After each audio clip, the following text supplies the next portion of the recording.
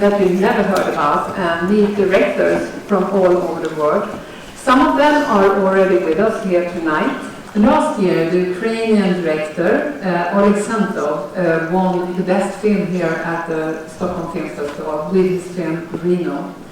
3 months later, he put down his camera and put up his weapon. And actually, he's still on the front and fighting for his country.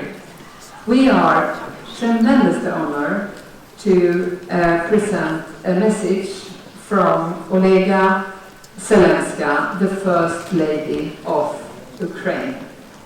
Можливо, не лише про підтримку українського кіно. Він про чітку позицію, розуміння, хто в цій війні є агресором, а хто захищається. Вважаю безумовно правильним рішенням відмовитися від показу фільмів із Росії. Тому що ja, det är frågan. Nu får vi kolla här. Det är inte Boy från Heaven i alla fall. Nej, det har Parisa redan kollat. Vem ska hålla i den här änden då? Ska vi se här. Okej.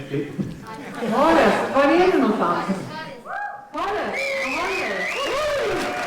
Det blir ordning på filmremsan, eller hur? Varmt välkommen.